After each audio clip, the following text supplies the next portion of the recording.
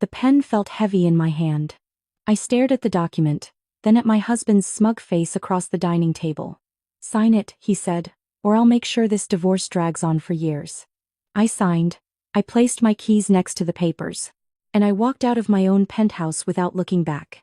The next morning, his attorney called him screaming. "Do you have any idea what you just allowed her to do?" But let me take you back to where this all began. I met Marcus at a charity gala in downtown Seattle 6 years ago.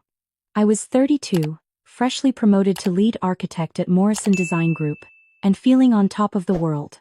He walked up to me near the silent auction table, charming smile, perfectly tailored suit, talking about his revolutionary tech startup that was going to change the construction industry. Looking back, I should have noticed the red flags, the way he name-dropped constantly, the vague answers when I asked about his actual product. The fact that he always insisted on splitting the bill because equality matters, even though I later learned his credit cards were maxed out. But I was lonely. I had spent my 20s building my career, working 80-hour weeks, sacrificing relationships for promotions. Marcus made me feel seen. He asked about my day, he remembered my favorite wine. He showed up at my office with lunch when I forgot to eat. We got married after 18 months of dating. My mother, God rest her soul, had passed away 2 years before, but she left me 3 things that meant everything.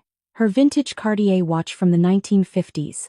Her collection of original watercolor paintings she had created throughout her life. And a handwritten letter telling me to never let anyone dim my light. I kept the watch in my bedroom safe. The paintings hung throughout our penthouse. And the letter stayed in my nightstand, a reminder of who I was and where I came from. The first year of marriage was good. Marcus was attentive, supportive, always talking about his next big venture. I didn't mind covering our expenses while he got his company off the ground. After all, partnerships require sacrifice, right? Year 2, his startup failed. Investors pulled out. He blamed the market, the timing, his former business partner. I held him while he cried and told him we would figure it out together. I paid off the $30,000 in debt he had accumulated without telling me. Year 3, he started another company. Then another. Each one required seed money that I provided. Each one collapsed within months. Meanwhile, I had been promoted to partner at my firm.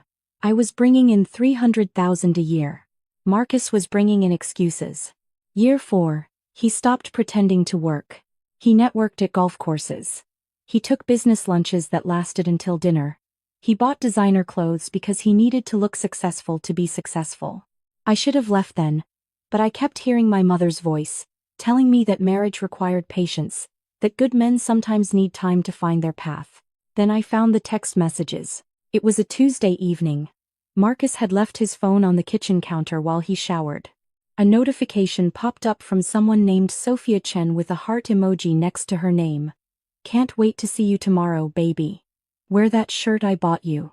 My hands trembled as I scrolled through their conversation. 6 months.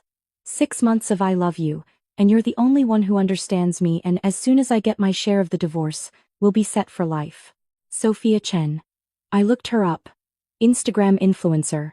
200,000 followers. Lifestyle content. And in her recent posts, I spotted my mother's Cartier watch on her wrist. My mother's watch. The one I thought I had misplaced 3 months ago. I wanted to scream. I wanted to throw his phone through the window. I wanted to drag him out of that shower and demand answers. Instead, I took screenshots. I forwarded them to my email. And I put the phone back exactly where he had left it. That night, while Marcus slept beside me like nothing was wrong, I lay awake planning.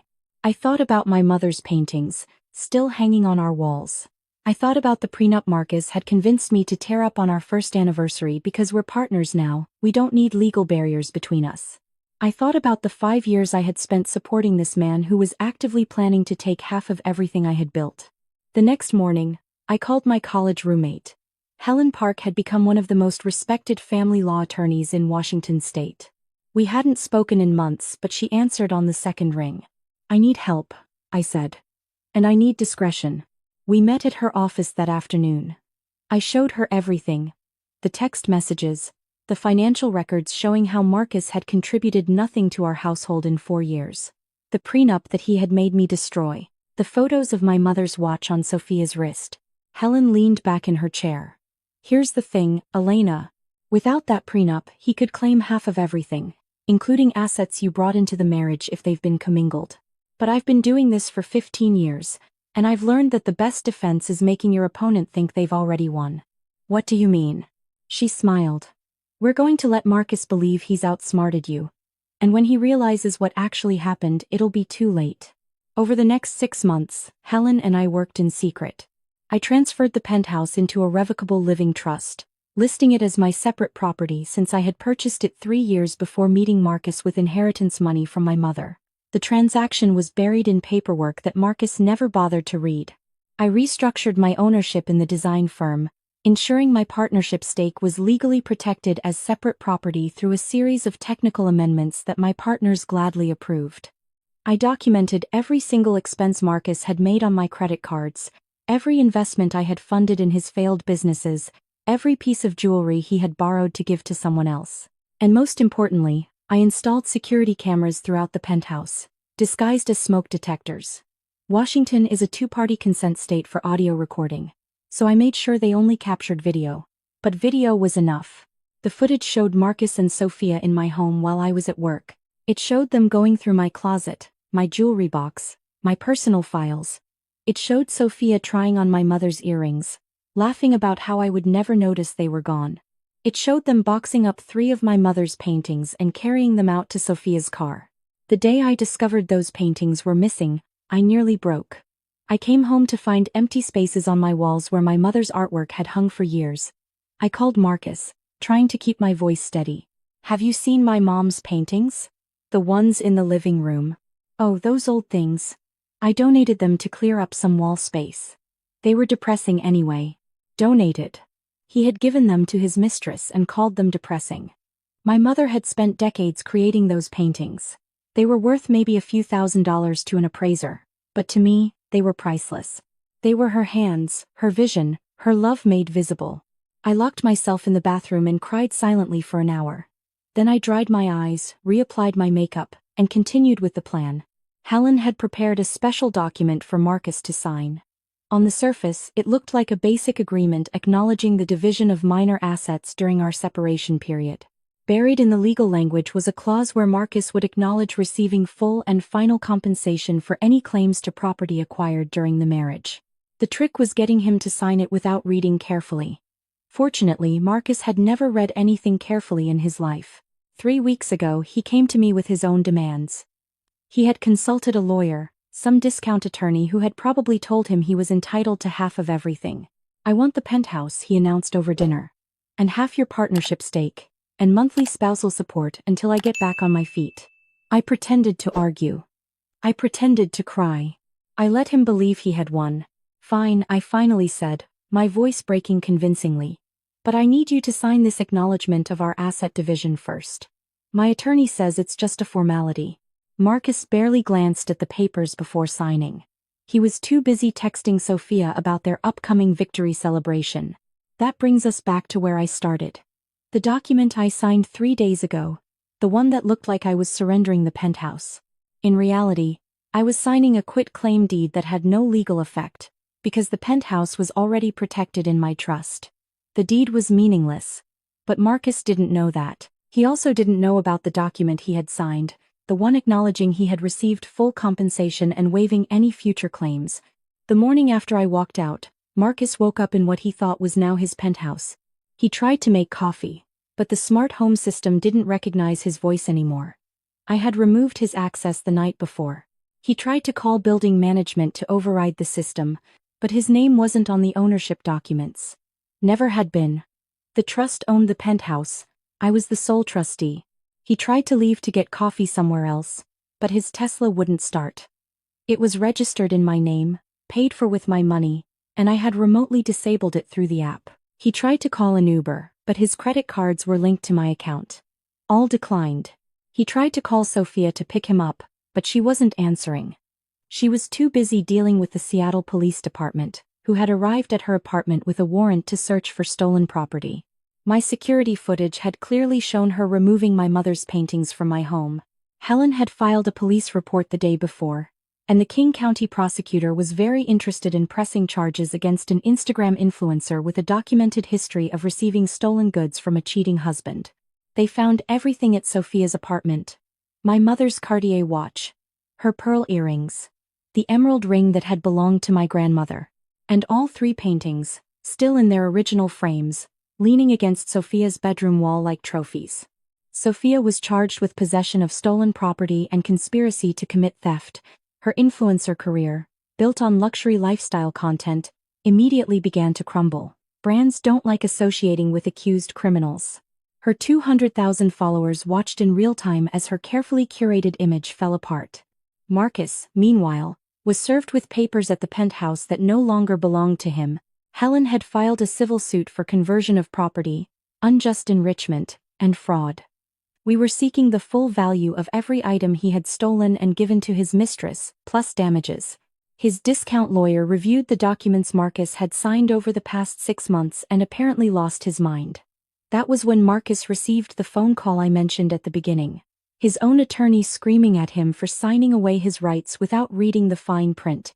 "She played you," the lawyer reportedly said. "Every document you signed was designed to trap you.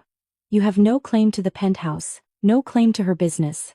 And now you're liable for theft and fraud. How did you not see this coming?" Marcus called me 17 times that day. I didn't answer. Instead, I sat in a suite at the Four Seasons with a glass of champagne, watching the Seattle skyline through floor-to-ceiling windows.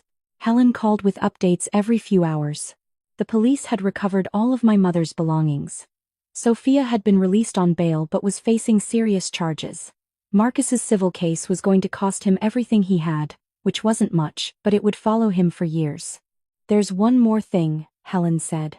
"His attorney is trying to void the documents Marcus signed, claiming duress or fraud on your part." I laughed. Good luck with that. Every document was witnessed, notarized, and reviewed by independent counsel. Marcus chose not to read them. That's not my problem. Exactly. Their motion will be denied. You're going to come out of this with everything you had before you met him, plus damages, plus the satisfaction of watching him explain to a judge why he gave his mistress his wife's family heirlooms. The divorce was finalized 6 weeks later. Marcus got nothing.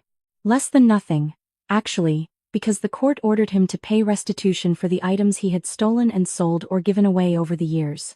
The silver tea set that belonged to my grandmother. Books from my father's collection. Small things he had taken, thinking I wouldn't notice or wouldn't care. Sophia pleaded guilty to a reduced charge and received probation plus community service. She had to return everything she had received from Marcus and issue a public apology. Her influencer career never recovered. Last I heard, she was working at a department store cosmetics counter, a far cry from the luxury lifestyle she had flaunted online. Marcus moved back in with his mother in Spokane. No penthouse. No Tesla. No designer clothes. Just a man approaching 45 with no career, no savings, and a reputation that would follow him through every Google search for the rest of his life. Some people might think I was cruel. That I should have just divorced him and moved on, taken my losses and started fresh.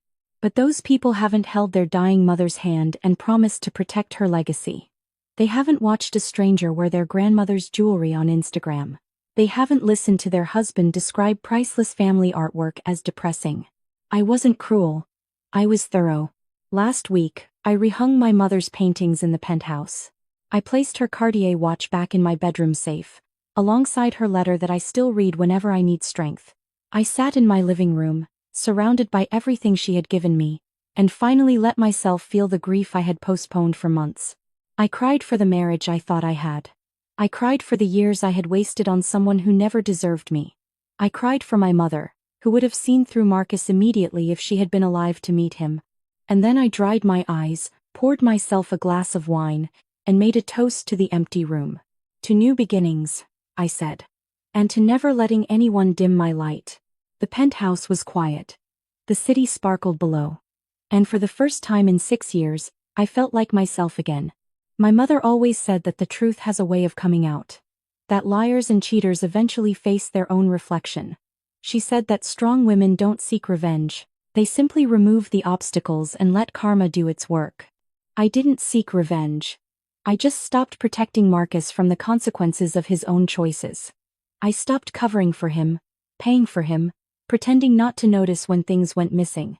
I stopped being his safety net. And without me to catch him, he fell. Some nights, I wonder if I could have done things differently. If I had confronted him about Sophia the day I found those texts, would things have ended better? Would we have had an honest conversation about what had gone wrong in our marriage? But then I remember the way he laughed with her about stealing from me. The way he called my mother's paintings depressing. The way he planned to take half of everything I had built while contributing nothing but lies for 5 years. No. There was no honest conversation to be had with Marcus. There was only extraction, like removing a tumor before it spreads. Helen and I still have lunch once a month. She's become more than my attorney now. She's a reminder that the women we meet in our 20s, when we're all struggling and dreaming, sometimes become the people who save us in our 40s. You know what the best part is, she said at our last lunch.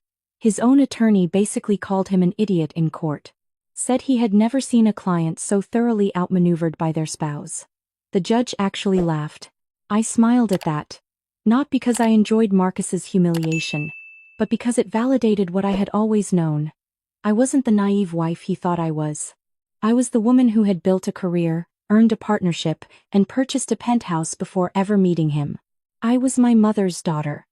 And we don't break easily. If you're watching this and seeing pieces of your own story in mine, I want you to know something. Document everything. Find a good attorney. And never, ever let someone make you feel like you're asking for too much by wanting to keep what's yours. My husband thought he was the smartest person in the room. He thought a charming smile and false promises would be enough to take everything I had worked for. He was wrong. And now, every morning, I wake up in my penthouse, make my coffee in my smart kitchen that only responds to my voice, and look at my mother's paintings on walls that belong to me and me alone. That's not revenge. That's justice. If you've made it this far, drop a comment and let me know what you would have done in my situation. Would you have confronted Marcus immediately? Would you have just walked away and let him have whatever he wanted? And if you've been through something similar, I want you to know you're not alone. There are more of us than you might think. Women who loved too hard, trusted too easily, and had to learn the hard way that some people don't deserve our loyalty. But here's what I've learned. The same strength that makes us loyal to the wrong people can also make us unstoppable when we finally redirect it toward ourselves. My mother knew that. She raised me to know it too. And now, finally, I'm living it. Thank you for listening to my story. This is Elena, signing off from Seattle, where the rain has finally stopped, and the sun is coming through my windows, lighting up the paintings that came home where they belong.